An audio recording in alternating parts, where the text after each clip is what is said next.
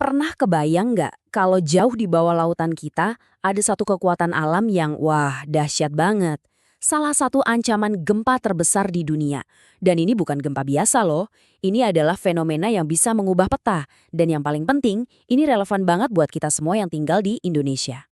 Jadi pertanyaannya simple. Di mana sih ancaman gempa terbesar di dunia itu bersembunyi?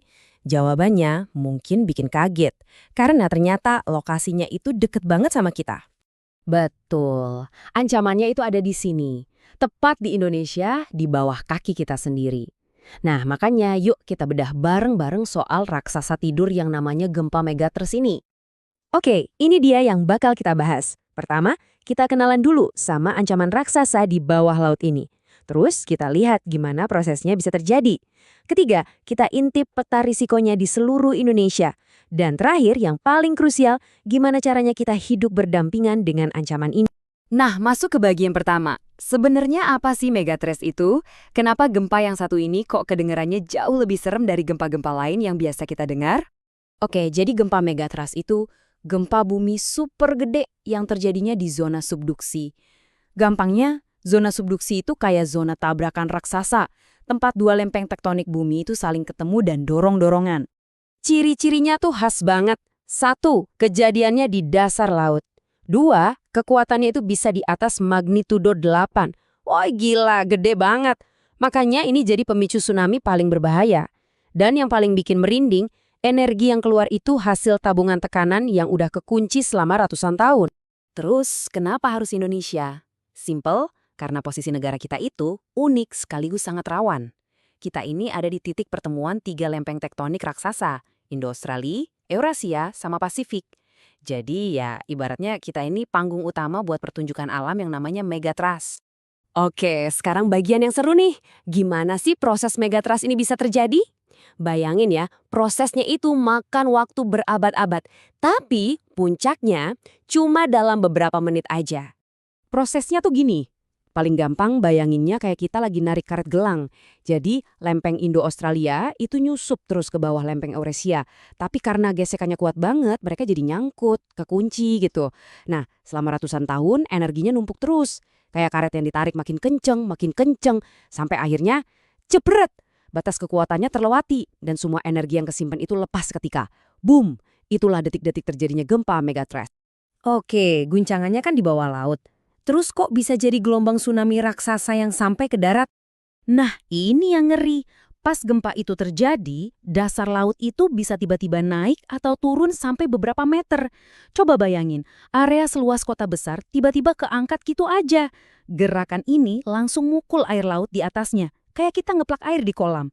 Jadilah gelombang tsunami super dahsyat yang kecepatannya bisa kayak pesawat jet, persis seperti yang kita saksikan di Aceh tahun 2004. Oke, sekarang kita lihat petanya. Di mana aja sih titik-titik rawan ini tersebar di seluruh Nusantara? Garis merahnya ini panjang banget. Mulai dari pesisir barat Sumatera, terus menyusuri selatan Jawa, Bali, NTB, NTT, sampai ke sebagian wilayah Sulawesi dan utara Papua. Praktis, ini semua adalah garis depan ancaman megatrust kita. Nah, di zona-zona ini ada satu istilah yang penting banget kita tahu. Seismic gap atau celah seismik. Anggap aja ini kayak utang energi yang belum dibayar.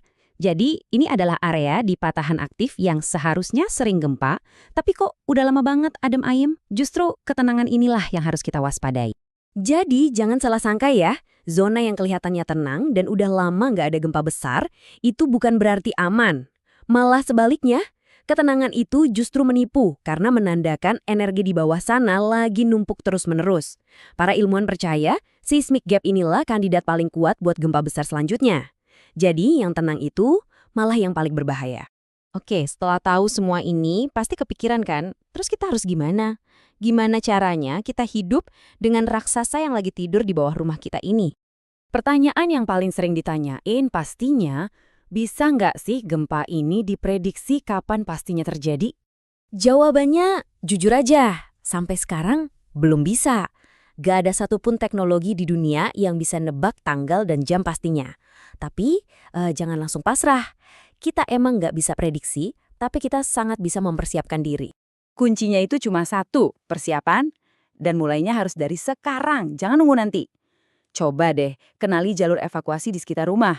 Siapkan satu tas siaga bencana, isinya barang-barang penting. Cek lagi struktur bangunan rumah kita, udah cukup aman belum? Dan yang paling utama, kasih tahu ilmu ini ke keluarga dan tetangga kita. Nah, pas guncangannya terjadi, ingat prinsip ini. Merunduk, berlindung, bertahan. Langsung cari meja yang kokoh buat ngelindungin kepala. Jauhi jendela atau lemari yang bisa rubuh. Dan ini penting banget. Kalau kamu ada di dekat pantai, jangan nunggu sirina. Guncangan kuat itu udah jadi alarm alami. Langsung lari cari tempat yang lebih tinggi, jangan tunda. Oke, guncangan pertama udah berhenti. Tapi jangan santai dulu, pasti bakal ada gempa susulan. Sambil waspada, dengerin terus informasi resmi dari BMKG, ada peringatan tsunami atau enggak. Dan ingat, jangan sekali-kali balik ke area pantai sebelum ada pengumuman resmi kalau situasi udah aman. Betul, Indonesia punya sistem peringatan dini. Tapi gini deh, secanggih apapun alatnya, kalau kita sendiri bingung dan nggak tahu harus ngapain, ya percuma.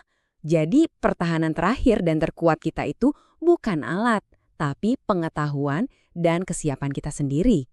Jadi kesimpulannya begini, gempa megatrust itu bukan lagi soal apakah akan terjadi, tapi soal kapan akan terjadi. Kita nggak bisa mencegahnya, tapi kita sangat bisa mempersiapkan diri untuk menghadapinya. Ingat, pengetahuan adalah kekuatan, dan kesiapsiagaan adalah cara kita untuk hidup berdampingan dengan salah satu kekuatan alam terbesar di planet ini.